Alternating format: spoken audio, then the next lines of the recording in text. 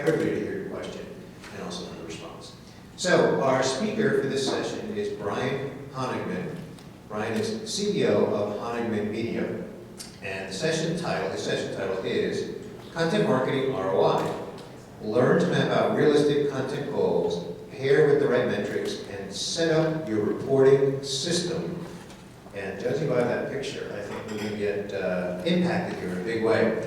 So a couple of fun facts about Brian. He spent a college semester at sea on a cruise ship for 4 months. Rough, huh? Now, Brian also loves drag queen performances. So, with that, let's have a Las Vegas welcome for Brian Honigman. Thank you, Bernie. Can everybody hear me? Yes. Great. Well, thank you so much for taking the time to tune into my session today. I'm talking about something that's really important to me, is measuring content marketing effectively. There's a lot of hype around using social media and using content marketing to impact results, but in many cases, way too often, organizations have no idea what direction they're going in, they don't understand their goals, and this is a big problem, and I want to help correct that today. So as many of you may know, content marketing has been really adopted by many organizations. 88% of B2Bs, 77% of B2C organizations have invested time, resources, and talent into getting content marketing correctly, according to the Content Marketing Institute report. But of that majority of marketers they responded from the survey, more than half don't know what success looks like with content marketing. Again, this doesn't really make any sense. If you're investing in something, if you don't know what you're looking to achieve, then it's likely that you're not going to reach that goal. You're kind of just operating on luck, and that's not good enough when you're investing time and resources. A good thing, though, half of the B2C and B2B marketers surveyed in this report said that they're going to be adding to their content marketing budget in 2016.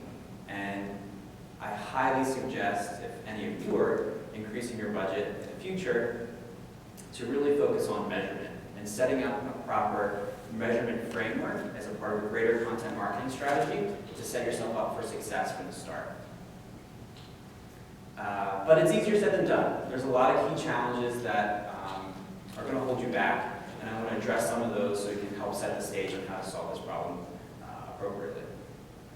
So first, as you probably know, the content marketing landscape is really complex. There are a million vendors, tons of tools to use, a new late and great social media channel pops up every day, and all these options can be really overwhelming. And I want to help focus your emphasis on content marketing with the framework I'm about to go over. There's a lack of experience from a lot of marketers and brand managers and business owners investing in content marketing. Content marketing isn't new. In the early 1900s, the founder of Jell-O went door to door handing out a book of recipes about how to incorporate Jell-O into your meals, right? We've all heard of the Michelin star rating system, which was actually created by Michelin tires, right? They were trying to encourage people to travel more. And when they travel, they were hoping they would drive, and when they were driving, use their tires on your car. So it's been happening for a long time, but content marketing is new in the sense that traditional advertising isn't really working in a lot of ways. And that's why a lot of organizations are trying to adopt it to really cut through the noise and get to their audience. The way consumers interact with content across devices makes it really difficult to attribute the impact content has at times.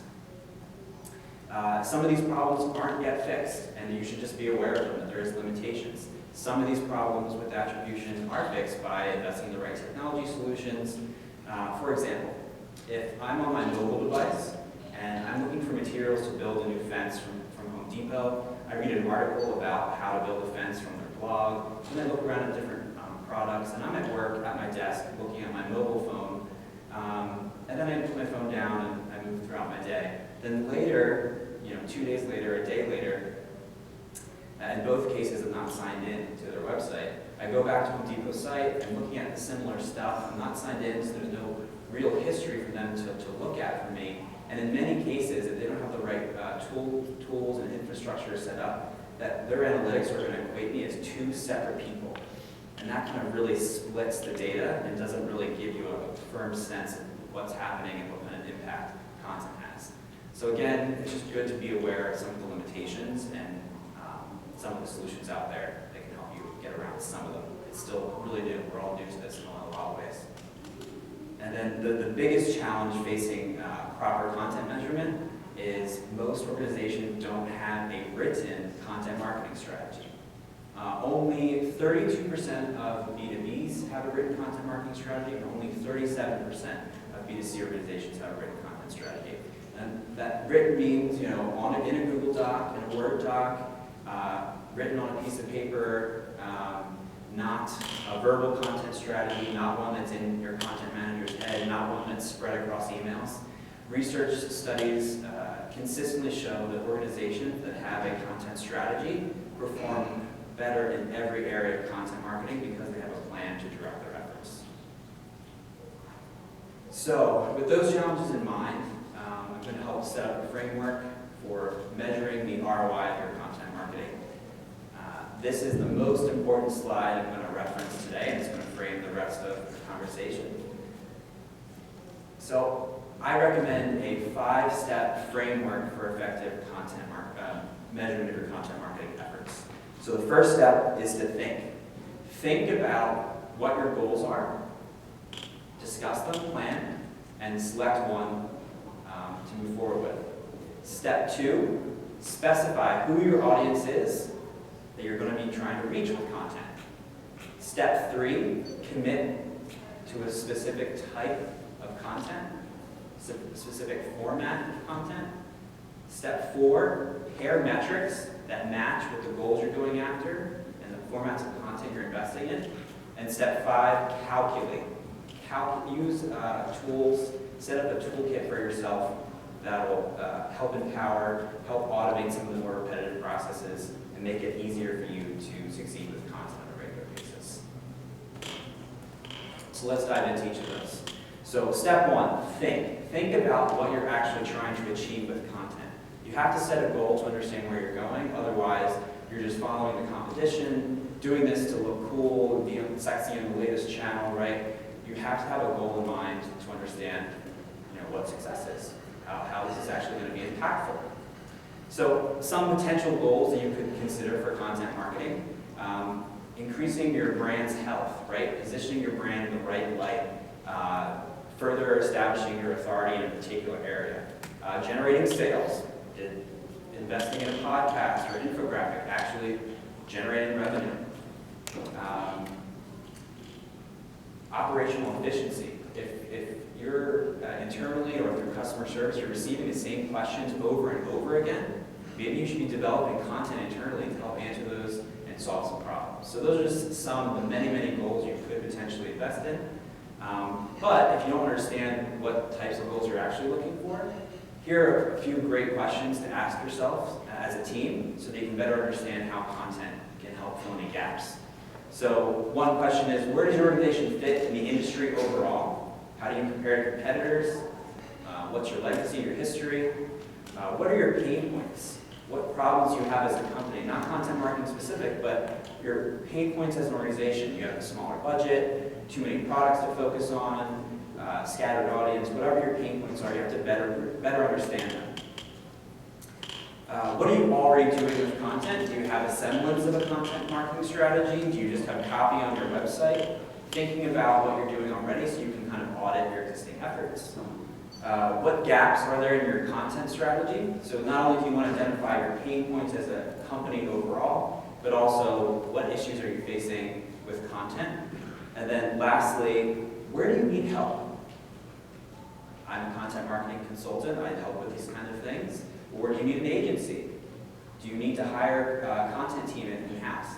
Having all these considerations in mind can help you really direct what you're actually trying to do with content in the first place. So from there, you start to narrow it down. You need to plan, discuss, continue to think about what you're trying to achieve, and make sure that all the important stakeholders are on the same page and in agreement, and get this as really important part, integrate it as a really important part into your content strategy. Step 2, so step 1 was think, hit your goals. Step 2 is to specify your audience. So who's your audience? Do you know? Is it podcast listeners, millennial parents, drag enthusiasts like me? Who are you trying to reach on a regular basis? Because this will inform what you're doing in the future. You don't want to talk to everybody, you want to talk to the people that your offerings are catered to. Now, some of you have a very clear-cut understanding of who your audience is. Some of you may have no idea. Maybe some of you in the middle, where you can always learn more about who your audience is to better cater your content and your offerings as an organization. There are 2 ways that I recommend really niching down to understand who your audience is. One is a really big approach, and one's a little smaller and more feasible. But this approach is built off of Simon Sinek's golden circle concept that he brought up in one of his more famous TED Talks. I say this is the bigger approach because this doesn't only help you with content marketing, but this helps better position your organization as a whole and help you understand what you stand for. So this concept with the why in the middle and the how and the what on the outer circle, Simon Sinek identified this pattern in the most successful companies in the world, like Google and Apple. And what they do differently is they communicate, execute against, and structure their organizations around why. Answering the question, why? Why do they exist? What is their what is their cause? Why do they wake up in the morning? Really channeling the greater meaning behind the organization, as opposed to most organizations that start on the outside of the circle with the what and the how, right? I sell printers, that's the what, and the how, the differentiator is my printers are cheaper and faster and more efficient. But there's no story there. It's more fuzzy as to why you would have customers would have a relationship with a company that did that. So really think about why your organization exists, and that can help tie in better who you're trying to reach. When you have an understanding like Apple likes to, their why is challenging the status quo and thinking differently. That's their why.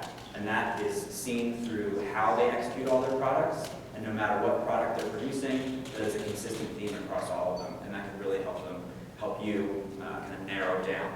The easier approach is kind of working with what you've got. So if you have analytics, refer to them to see if you can identify any patterns in behavior from your audience. Check out third-party research like Nielsen and Marketer, set up a survey or focus group, and then also using social listening. It's been talked about a lot at this conference already. Social listening can help you understand the greater landscape, conversations happening about your brand or your product category or your sector, etc., better informing what your audience is talking about, better informing you what your audience is talking about and how you can better match with them.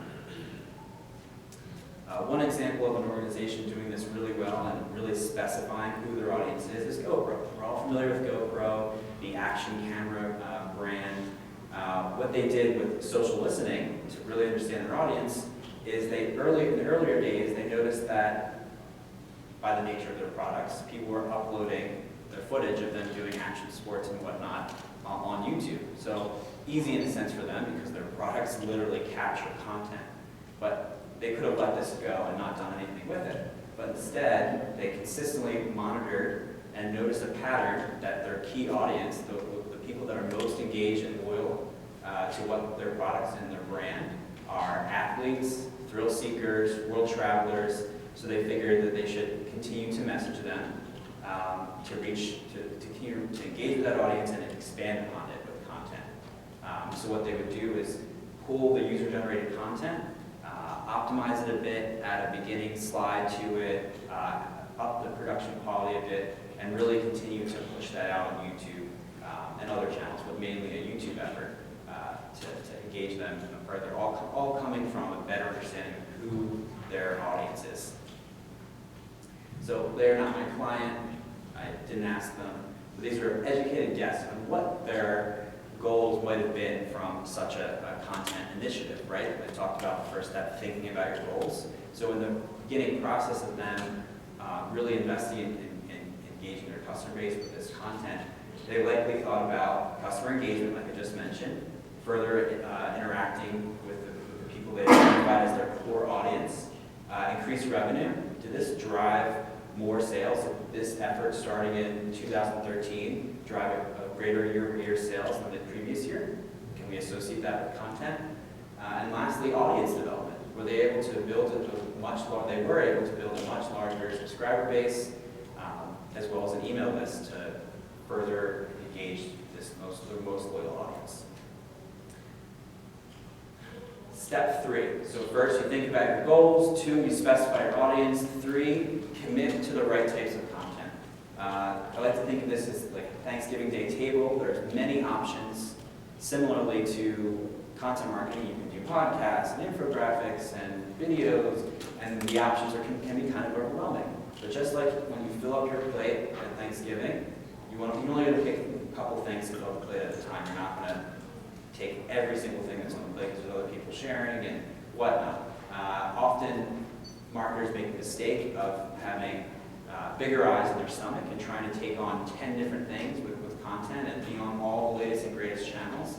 And I refute that. I think you really need to specify, make small investments in a few different types of content instead of trying to be everywhere half-assed, right? You want to be really specific and do well in a few places and scale from there. And this will help with your measurement because you're really focused on what you're doing and what you're not doing. You know the difference, you know the distinction from the start.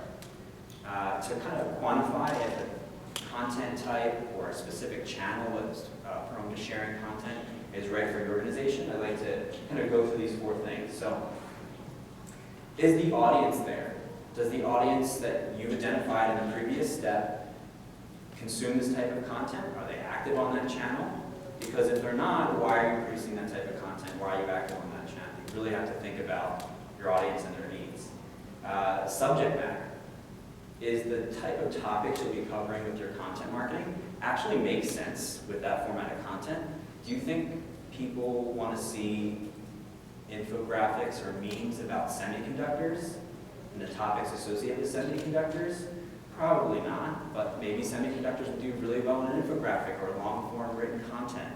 So really understanding what subject matter would make sense. Expertise. Being super self-aware and understanding, can we actually execute against this, or we're just trying to run towards whatever our competitors are doing? If you have an in-house video team, that's great, but what if you're not so good at writing? That stinks. That's fine. But that doesn't mean you should, invest in writing tomorrow. Maybe you should reconsider, keep that top of mind, get outside help, or figure out what you need to, bring your expertise up to the right level. And then uniqueness. Are you going to be saying the same exact thing with this format of content? Is there any way for you to stand out? Do you have messaging that's unique?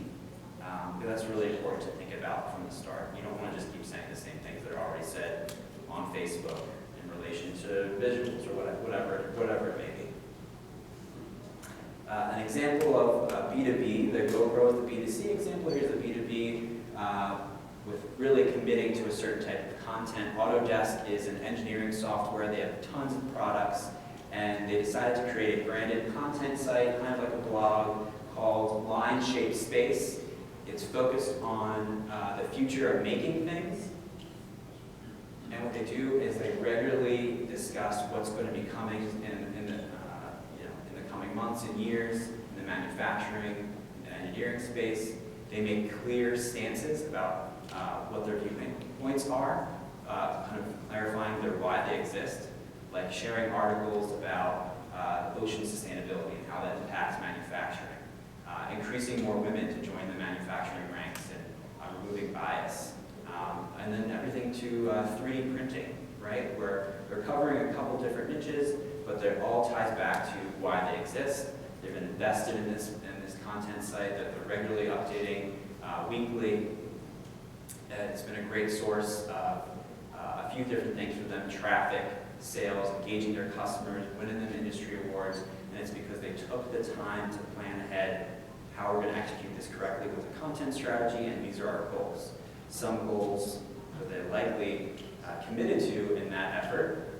Customer engagement, so not only engaging new people that might be interested in their software offerings, but also engaging their existing customer base to educate them about Autodesk more, so that those customers can be advocates for them in the space and talk about Autodesk intelligently to other people, further spreading the word of mouth through content as the first touch point. Increased revenue, is this getting more people to sign up?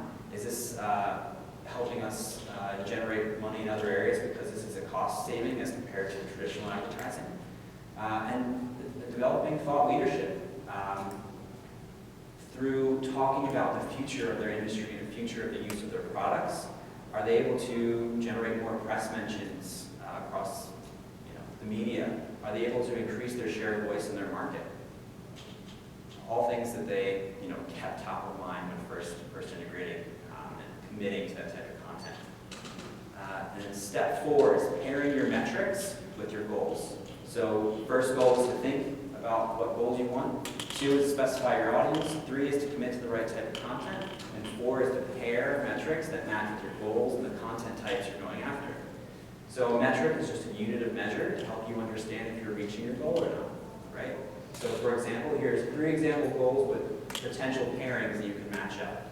These aren't exactly what you should do. The metrics you choose will vary upon what you're looking to achieve and a lot of other variables, but here are some examples. So with content, your overarching goal is to increase conversions. Then maybe you're going to be looking at email subscribers. Do you consider that a conversion? Maybe you're going to be looking at sales. That's a conversion to your organization. If you're looking at engagement as your overarching goal, some metrics to pair with it might be comments on the blog, might be more time on site from content.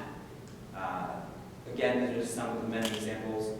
I would recommend pairing 2 to 3 metrics per goal that you activate on for any campaign, just to help get the right balance. Something else to keep in mind is the difference between vanity and actionable metrics. Vanity metrics are surface level metrics that only let you see so much about an activation, whereas when you look at an actionable metric, one that's more meaningful to your business's bottom line, you kind of get the full story. So for example, if your content campaign was only focused on page views, right, driving traffic to your site and increasing page views, that's it, and you saw this continue to increase, and you only looked at that, wow, this seems like this content effort is a home run. Then if you actually looked a little more deeply and analyzed a couple more metrics, hence why I always recommend there being at least 2 to 3 metrics per goal, revenue wasn't impacted in no way. And I'm sure there's other metrics and other variables at play here, but if you only saw the increasing page views, that's one story you might see from that. Then if you look at both side by side, it's kind of like, well, damn, did this actually work? Are we driving the wrong people to our site? What's the balance here? So I don't think you should get rid of vanity metrics altogether. Vanity metrics are very surface level, like comments on a blog, a Facebook like, page views that don't really show deeper connection, deeper engagement, and actual ones are far more meaningful. So I would suggest finding the right balance between the two and incorporating both of them. They're not useless, they don't tell the full story on their own. And again, I would pair 2 to 3 metrics with every goal, and I would focus on about 2 to 3 goals per content campaign. There's no exact rule, it's just like a point to reference. I like that because you're not working in a silo, only looking at one goal or one metric and not understanding the full picture and the rest of the results. But then it's also limiting what you're doing so that you're not looking at 30 data points for everything you're doing, overwhelming your team, your staff, making measurement a burden, right? Trying to find the right balance that works for you. It's the whole goal here. An example of metrics that this organization might pair with their efforts. This is Browse Foods, a food truck and a restaurant in Fort Wayne, Indiana. They have a fantastic, small business, a fantastic visual content marketing strategy. They're regularly posting wonderful videos and photos that really illustrate the brand, illustrate their food, burgers, different types of American food, their perspective, events happening at the restaurant. They've built a sizable audience for a small, one-shop business. from that campaign, I would assume that they're trying to impact sentiment, increase revenue, develop an audience, and some metrics to consider that might pair with those goals. So if they're trying to impact sentiment, so impacting sentiment is making sure that people regard their restaurant in a positive light, right? They don't want to have a lot of negative interactions. Not ideally, they'll come up, but has this content, putting it out there on a consistent basis, actually impact the way people feel about the company? So some metrics to quantify that: are they getting more positive reviews on Yelp and different kind of rating apps? Are they getting more positive comment cards in store? For sales, they regularly share coupon codes and have in-store events that tie back to what they were sharing on social media and with these visuals. And can you quantify, can you connect the two? Did one event, a lot of coupon codes get redeemed? Is that something we can use to tie back if we're actually getting sales and increasing in-store visits? Audience development, I would say that's kind of like a vanity goal in a lot of ways, but it's still impactful. Building a social following, they've not so important in number, right? But how engaged that audience is, and they're really engaged for a small business. They've got a ton of interaction on their Instagram from that. And one way to measure that success is scale of their audience, and then also scaling their email subscribers from the social audience. So converting their most loyal the members of their social audience to their email list, so that they can alert them about new menu additions, upcoming events, et cetera, further engaging with them and developing a rapport, a positive sentiment, and a nice audience for them. The fifth and final step is to calculate. Calculate what you're doing with setting up a reporting system. And a reporting system should be set up with a whole measurement toolkit. And by setting up a toolkit, I mean there's no one tool out there that can measure your content efforts 100%.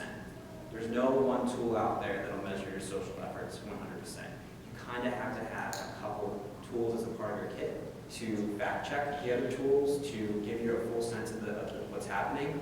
And no tool can possibly marry all the different channels, types of content.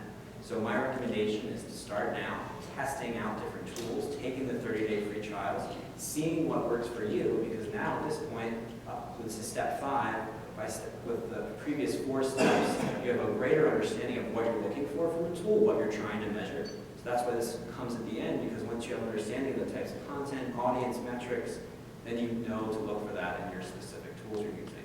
Some recommendations of mine, there's all different types of content measurement tools. So there's some that help with web analytics.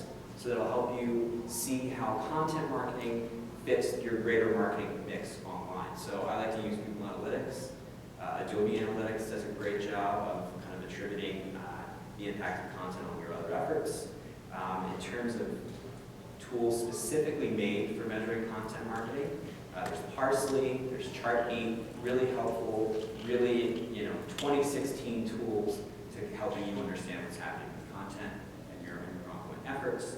And lastly, content tools that help with different areas of content marketing. So for example, what are your competitors doing with content? What's working for them on social, these different channels, and what's not working for them? So Unmetric gives you competitive benchmarking as to what's happening with other people's content.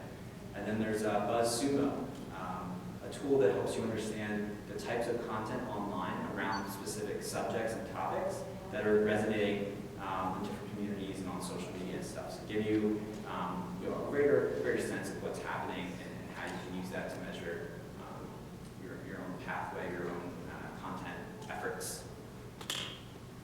Define a timeline. So make sure that you understand, is this an ongoing effort? Are we blogging or podcasting or what have you all the time, regularly, consistently? Or is this a short-term campaign, 3 months, 2 months, a month, holiday-specific, 6 weeks, whatever it may be, so that you can better define your reporting cadence of how often you're going to be using these tools to generate reports for you.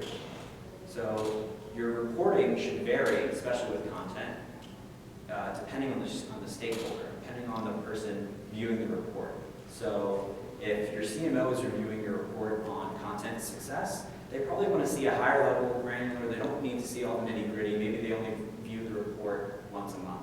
Whereas the content manager or whoever's touching content on a daily, weekly, maybe bi-weekly basis needs to see much more specific, the video views on that specific video, the engagement on that specific article, and they need a more frequent, more detailed report. So any tool that you use, you should be able to get great reporting that you can cater to different needs and different job roles. And I'll leave you with this. A goal without a plan is just a wish. So if you're looking to execute content marketing without understanding how you're going to measure success, then I don't think you're going to succeed. I really recommend taking the time to map out an in-depth written content marketing strategy, and then applying a really thoughtful measurement framework within that strategy to see success. If you liked what I talked about today, I have a weekly newsletter where I'm constantly sharing articles about, for myself and others, about content marketing and social, hype-free. I'd like to cut through and just tell you what actually works and what actually doesn't. If you just text 44222 and the text message is Las Vegas 2016, you can automatically opt into the list. And when you do, you'll get a 30-page content marketing style guide that I put together that'll really help you get on your feet and better optimize and set up what you're doing with content when it comes to written content. So that's a nice little freebie if you sign up. And this is just for the email list, and we'll be texting you tonight, and it'll prompt you to send over the email, and we'll stay in touch from there. Any questions? All right. You all know the drill? First one to raise a hand gets the mic.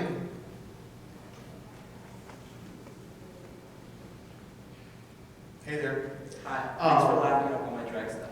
Well, thank you for sharing your charisma, uniqueness, and urban talent. Girl. What I'm curious about is how you feel about giving really strong call to actions within content, right? Like my experience is a little bit that people love to do nothing. So if the video just exists as a video and it ends with your logo, or if the blog post or social post just exists as information sharing, then they're not prone to do the things that you would want them to do, whether it's sign up for your email list or, anyway, you see where I'm going. Just thoughts on that? Yeah, that's a fantastic question, and it's balance. It's understanding the context in which someone is viewing whatever form of content, and I think there's a way to overdo it where you're asking them to sign up a million times or buy your product, and that is off-putting in a terrible situation.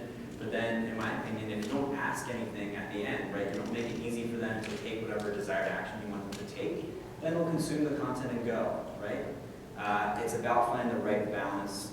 I think it's completely contextual.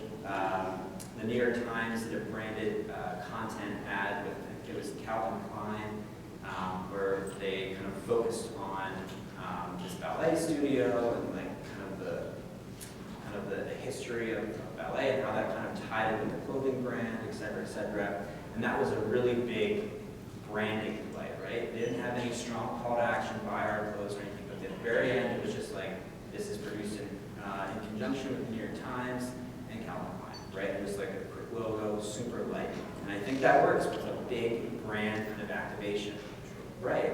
But with a blog post on your own site or a podcast, I don't think it's off-putting at all to, at the end, or in the middle, or at the very beginning, to call out who you do,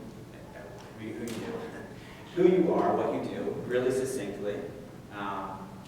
It's just about balance and making sure that yes, people are lazy, as you called out, making it really easy for them to take those actions. So very contextual. It doesn't really, it's hard to say one or the other, but it's just balance, making sure it's easy, but making sure you're not overwhelming them either. Thank you.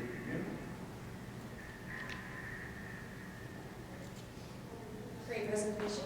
I wanted to ask you had mentioned not using vanity metrics to measure success, most specifically on like social media, the likes and things like that, but using what's converting and what's driving traffic back to your website. So my question is more directly, I think, for Facebook, that becomes more of a harder one to measure that because it is meant for engagement engaging and not so much sharing just only the content that's directly back to your blogs. So when does it come appropriate? How would you do that mix, I guess, of building a good way for people to stay connected in there and engaging with likes without always pushing back their website, with content on it to drive that traffic? Sure. Is there a good balance, or what do you use? Yeah, so one thing you said in the beginning, that not to use vanity metrics, I want to definitely clarify. You certainly should as a balance of the mix, right? I just don't want you to only look at something as sometimes meaningless as how many Twitter followers we have or how many likes we have on Facebook, right? But those things matter as a part of a greater mix. That's what I'm saying. So to answer your question, again, it goes back to defining in the beginning what exactly you're trying to achieve.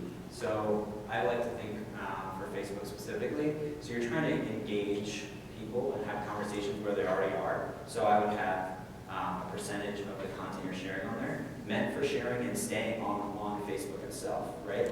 And then I would say kind of conversion. So driving qualified referral traffic, whether it's from an organic post